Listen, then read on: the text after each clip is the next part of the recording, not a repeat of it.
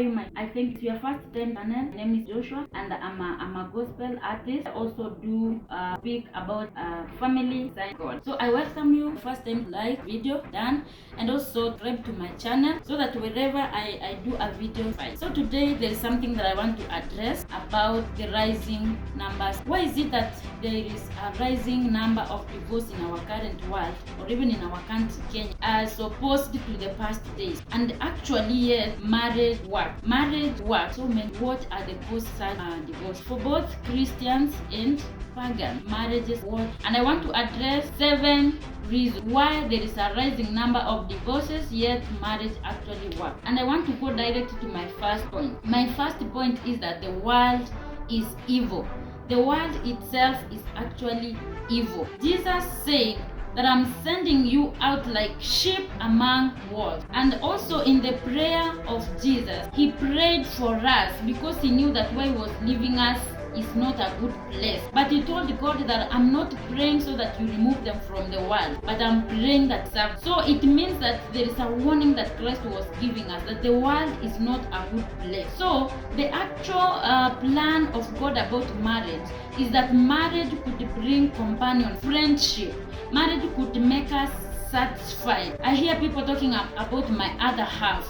So it means without him or without her, you are not complete. But why is it that when you come together, it is not working? It is because the world is an evil place.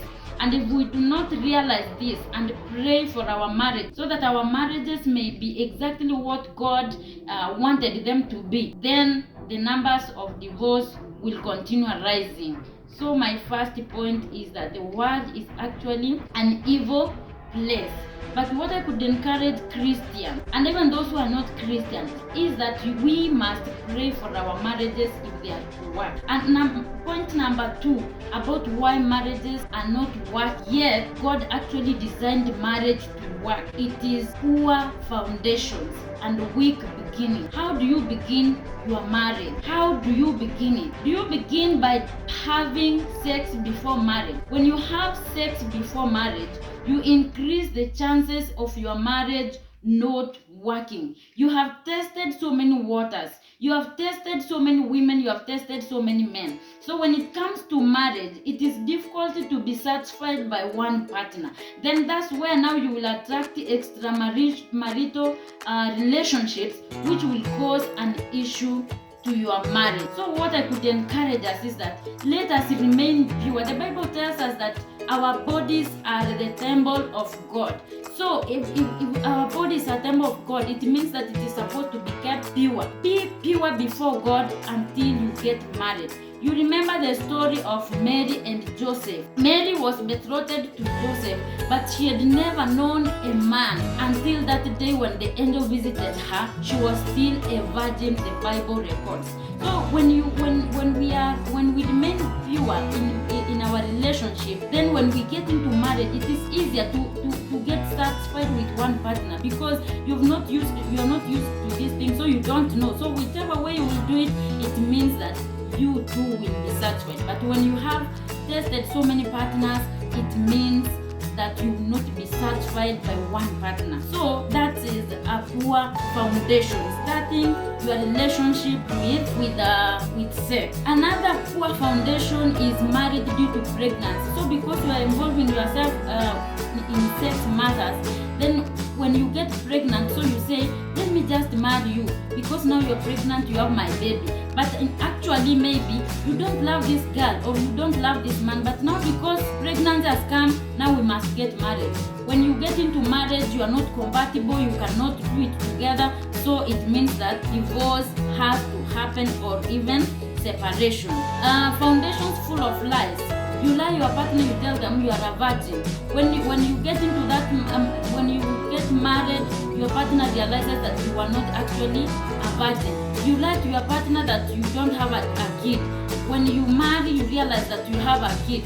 Then these lies make the other partner to be angry, to be hurt. Then from there is no trust issues begins, and from there it means that your marriage is not going to work. And if it is going to work, there is someone who is going to suffer. You're going to just humiliate in that marriage rather than enjoying the marriage. So it is good to tell the truth. Whenever you are starting a relationship with someone, make sure that everything you tell this person is true. I'm not saying that you say everything, because some past lives are very dark. You cannot share everything, but use wisdom. Those things that may bring problems in future, make sure that you address them. Make sure that you address them. I'm going to the third reason why marriages don't work, yet God actually designed marriage to work. Ignorance. There are so many things that we need to know. There are fundamental things that we need to know before we get into marriage. And when you ignore them, you realize that you're not going to enjoy marriage. You're going to suffer in marriage because you didn't know. You hear people saying, I didn't know this, and then it brings a problem. Make sure that you ask questions. Make sure that you attend premarital classes before you decide to get married. So that, because when surprises are so many, when you get so many surprises in marriage, it makes you fear. It makes your trust, it brings trust issues, because you didn't expect this and now it is coming up. Disappointments become so many because you didn't expect some things, because not learn. You did not know them before getting married. So you must know that when you are getting married, your freedom is going to be interfered with. You cannot just wake up one morning and say, I'm going to visit my parents, I'm going to do this. You must be aware that when you get married, your freedom is not going to be as it was. It will be affected by the other partner in that marriage. Marriage for receiving only. You only want to receive. You didn't know that when you are in marriage is work. You didn't know that marriage is work. So there is your part and there is the part of your partner. But when you remain wanting to receive things from the other party, but you are not delivering, like you want to be loved, but you are not submitting, or you want to be submitted unto, but you are not loving, then it means that you don't know, you are ignorant, you don't know actually what marriage is. So make sure, I will speak about this later. I will speak about what you need to know before you get married. Let me go to the next point. Ill motive. You're getting married because this man is wealthy. This man has a lot of things, so I'm getting married so that I can also be rich. That's an ill motive, a bad intention for getting married. You're getting married because you are aging. I'm now 30, I must get married. I'm now 40, I must get married. But you don't know actually what you're getting into. Don't get married because of pressure. All my friends have gotten married, so I must also get married. Prepare yourself, take your time. There is no age. Just let God lead you. God's timing is the best. Everyone has their timing. There are people who got married campus first year. There are those who got married second year, third year, fourth year. There are those who finished the campus, worked for several years, and then got married. So don't be pressured to get married. Don't have ill motives for marriage. Because my family is poor now, let me get married to this rich man so that I can uplift my family. That's a very ill motive. Number 5, lack of role models. There are so many bad examples nowadays. There are so many failed marriages. So you find that there is no good example to learn from. So people just, I had a friend who once told me that let me just find a man, get a child, then I stay on my own. Single mothers are nowadays voluntary. You just decide, let me get a child and live on my own. But there is so many pleasures in marriage. You cannot do that. Young lady, there are a few good examples that you can learn from. So when you see that work in marriage, go there, get advice. In as much as there are so many failed marriages, there are also marriages that are working. Just to find the right information, your marriage will work. Number 5, I've addressed number 5. Number 6 is parental curse. Parental curse. You go to your parents, you tell them, I want to marry this boy, I want to marry this girl.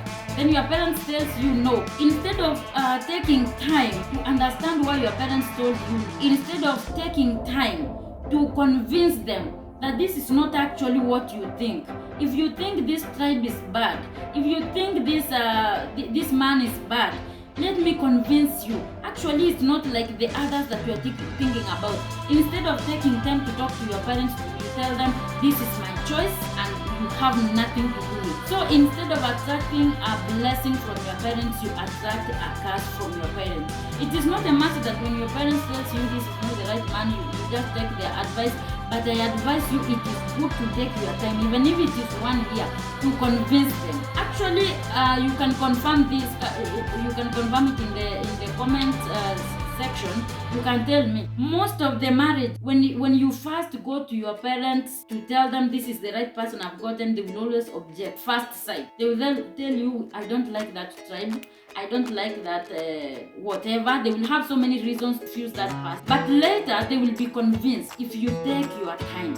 So don't be in a hurry that you find a man today and tomorrow you're getting married. Just take your time, convincing your people, convince them, and at the end of the day, they will give you their blessing. And the final thing that makes our marriages not work is generational curse. If you find that your mother is a single mother, your sister is a single mother, your aunties are single mothers, or your father marries and remarries so many times, that's a generational curse. You should dig deeper to know, why are these things happening to my family? Before you get married, if that's the case to your family, before you get married, try to dig deeper. Know why all those things are happening to your family. Try to fight them. Try to cancel those things. Then now start the process and do it right. Maybe they have not been doing it right. Or maybe there is a curse with someone who did something and they were cursed never to get married or to marry. So you must deal with that. And if you're born again, you can be delivered from that. You can pray to God to deliver you. Then you get married right. So actually, my friends, I encourage you by telling you that marriage works. Let's do it the godly way. Let's do it the right way, and we will enjoy it.